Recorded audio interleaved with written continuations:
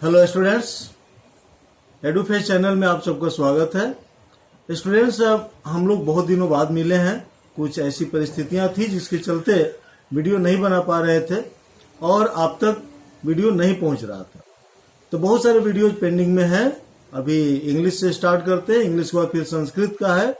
और जैसा हम आपसे वादा किए हैं कि संस्कृत के लिए आपको कहीं नहीं जाना है, कहीं कुछ चिंता नहीं करना है, वो आपको हम पूरा करेंगे। संस्कृत में जो भी प्रीवियस ईयर क्वेश्चन है या आपका टेस्ट है या एग्जाम पैटर्न जो क्वेश्चन है, जो सिलेबस है कंप्लीट, उसको पूरा करेंगे। ठीक है, तो बहुत दिनों बाद मिले हम लोग। आप जैसा कि पीछे सब्सक्राइब किए हैं, जो नए हैं वो सब्सक्राइब कर लेंगे चैनल को। और आपसे एक रिक्वेस्ट है कि आप खुद तो देख रहे हैं, सब्सक्राइब किए हैं, वीडियो पहुंचता है, आपके फ्रेंड सर्किल जितने हैं उन पर आप शेयर कीजिए, ताकि अच्छी बातों को आप प्रसार करेंगे और उनको भी उससे लाभान्वित होंगे, वो बच्चे भी लाभान्वित होंगे, उनको भी फायदा होगा। संस्कृत के लिए बहुत हम ऐसे देखते हैं, भटकते हैं, इंग्लिश के लिए। ठीक है, और एक केमिस्ट्री है जो कि आप अभी चल रहा है, पढ़ रहे हैं, देख रहे हैं। केमिस्ट्री में आपका टेस्ट भी हो चुका है। ठीक है, और आगे उस तरह से अब चैप्टर आपको बढ़ते जाएगा और एक समय आएगा जब आप केमिस्ट्री समय से पहले कंप्लीट कर लेंगे। समय से पहले आपको वो कंप्लीट हो जाएगा, रिवीजन कर लेंगे। जो भी डाउट आपका होगा आप कमेंट में पूछ सकते हैं। ठीक है, तो आपका ज्यादा समय न लेते हुए हम स्टार्ट करते हैं। अभी हम लोग इंग्लिश पढ़ेंगे, इंग्लिश ग्रामर। स्टूडेंट, जैसा कि आप जानते हैं, पहले भी हम बता चुके हैं कि लैंग्वेज में, भाषा जो है सब्जेक्ट, उसमें व्याकरण, ग्रामर मस्ट होता है, बहुत जरूरी है। क्योंकि व्याकरण की परिभाषा ही है जिससे हमें शुद्ध बोलने, लिखने, पढ़ने का ज्ञान होता है। तो जब तक हम शुद्ध लिखने, पढ़ने और बोलने का ज्ञान नहीं होगा, तब तक वो सब्जेक्ट कैसे हमारा कंप्लीट होगा। तो ये चीज आपका संस्कृत, हिंदी, इंग्लिश, है ना, ये सब के साथ लागू होता है, क्योंकि भाषा है। इसमें व्याकरण मस्ट है। व्याकरण में यदि आपका टेंस कंप्लीट है, आप क्वेश्चन को समझ जाएंगे, क्वेश्चन समझेंगे, उसका आंसर आपके दिमाग में आएगा और आप उसका आंसर दे देंगे। हिंदी में आता है, उसको ट्रांसलेट कर लेंगे, उसके लिए ट्रांसलेशन मस्ट है आपको। तो ट्रांसलेशन के ही तहत हम लोग चलते हुए पास्ट टेंस तक कंप्लीट कर चुके हैं। आज हम लोग फ्यूचर टेंस पढ़ने वाले हैं।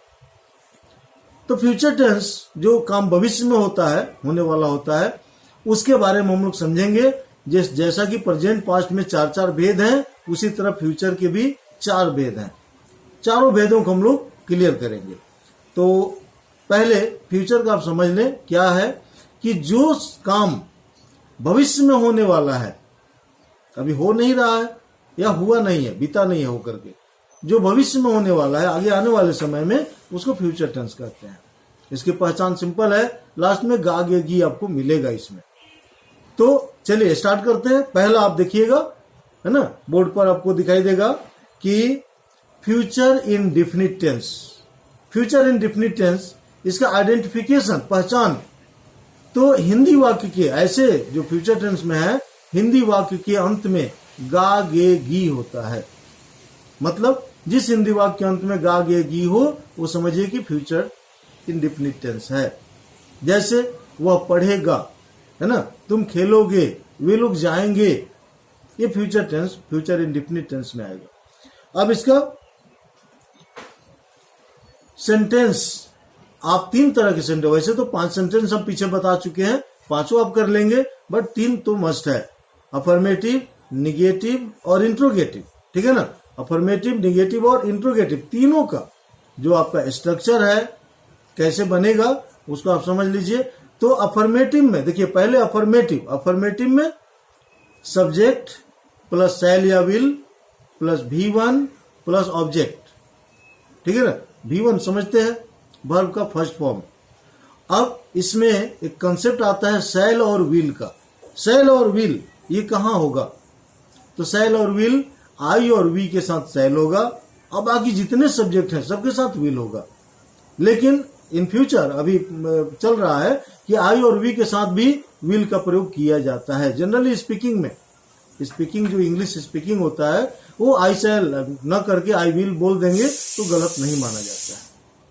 अब शैल का प्रचलन समाप्त होने जा रहा है, केवल विल ही रहेगा सबके साथ। लेकिन ट्रेडिशनल जो ग्रामर है उसके अनुसार आई और वी के साथ शैल होता है, बाकी सबके साथ विल होता है। ओके स्टूडेंट्स, तो जैसे मैं किताब पढ़ूंगा, इंग्लिश क्या होगा? I shall read a book, I shall read a book, मैं किताब पढ़ूंगा। तुम घर जाओगे, you will go to home, ठीक है। और निगेटिव, इसके बाद निगेटिव सेंटेंस, दूसरा निगेटिव सेंटेंस। तो निगेटिव सेंटेंस में आप देखिएगा कि थर्ड नंबर पर, तीसरे जगह पर, जो तीसरा स्टेप है वहां पर नोट लगा देंगे। मतलब कि सब्जेक्ट प्लस शैल या will plus not plus V1 plus object, shell will वही कॉन्सेप्ट है आपका, IV के साथ शैल। इंट्रोगेटिव में पहले शैल या विल हो जाएगा, शैल या विल पहले कर लेंगे और उसके बाद सब्जेक्ट, ठीक है ना, और फिर V1 और लास्ट में ऑब्जेक्ट। एग्जाम्पल सारे, क्या तुम घर जाओगे, इंट्रोगेटिव का है, और निगेटिव का तुम घर नहीं जाओगे, तुम घर नहीं जाओगे, निगेटिव पहले कर लीजिए, तुम घर नहीं जाओगे। तो you will not go to home, you will not go to home, right. और क्या तुम घर जाओगे, तो विल पहले आ जाएगा, will you go to home. इस तरह से आप तीनों सेंटेंस बना सकते हैं, अफर्मेटिव, निगेटिव और इंट्रोगेटिव। एक इंट्रोगेटिव निगेटिव बताए थे, या निगेटिव इंट्रोगेटिव, तो उसमें भी वही चीज है, इंट्रोगेटिव भी है और निगेटिव भी है। क्या तुम घर नहीं जाओगे, तो तीसरे नंबर पर नोट, पहले शैल या विल, फिर सब्जेक्ट, फिर नोट, फिर V1, फिर ऑब्जेक्ट, ठीक है ना। और एक क्वेश्चन वर्ड आता है, तो क्वेश्चन वर्ड इंट्रोगेटिव में सबसे पहले आप क्वेश्चन वर्ड डाल देंगे, ठीक है। जैसे तुम कहां जाओगे, तुम कहां जाओगे, ये क्वेश्चन वर्ड हो गया, क्योंकि क्वेश्चन वर्ड जब सेंटेंस के बीच में आ जाता है, कहां, क्यों, कैसे, कब, ये सब क्वेश्चन वर्ड है। अगर ये वाक्य के बीच में आ जाता है तो उसका इंग्लिश सबसे पहले लिखते हैं, ठीक है। तुम कहां जाओगे, तो कहां का इंग्लिश वेयर होगा, वेयर विल यू गो, सबसे पहले क्वेश्चन वर्ड, फिर शैल या विल, फिर सब्जेक्ट और फिर V1, ठीक है। तुम क्या खाओगे, तो व्हाट, क्या है तो व्हाट विल यू ईट, बन गया। तो इस तरह से आपका इसका अफर्मेटिव, निगेटिव, इंट्रोगेटिव निगेटिव और लास्ट में क्वेश्चन वर्ड इंट्रोगेटिव, 5 तरह के सेंटेंस आपको हम बताए अभी। ओके स्टूडेंट्स, तो इसको आप रिवीजन कर लेंगे।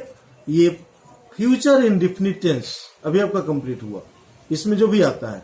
अब दूसरा आएगा इसका फ्यूचर कंटिन्यूअस टेंस। ओके, तो फ्यूचर कंटिन्यूअस टेंस में इसका पहचान, पहले आपका आइडेंटिफिकेशन होना चाहिए कि पहचान क्या करेंगे।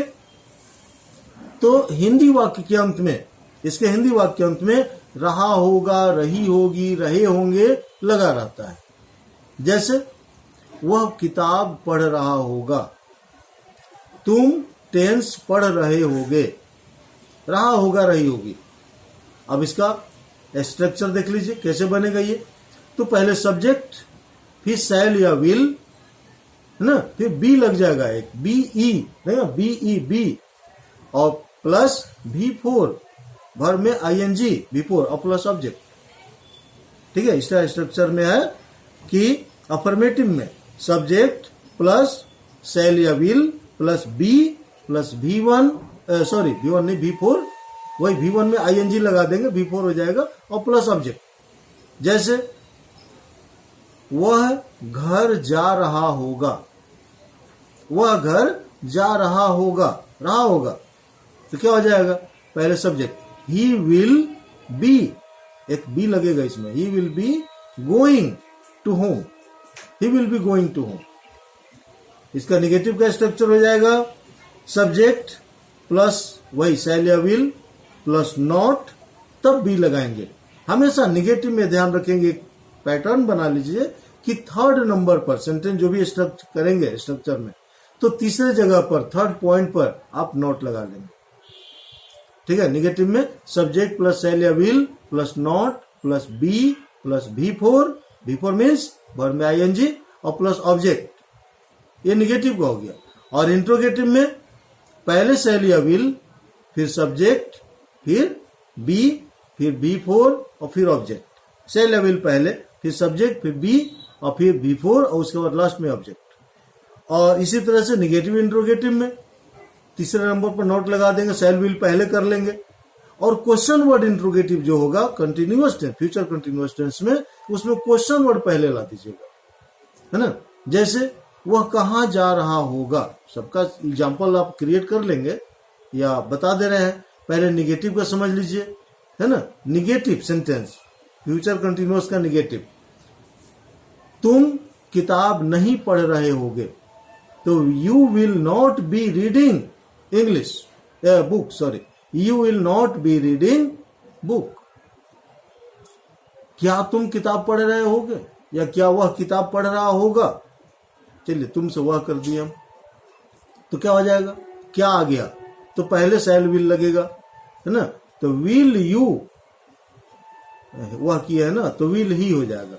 Will he be reading a book, will he be reading a book, ठीक है।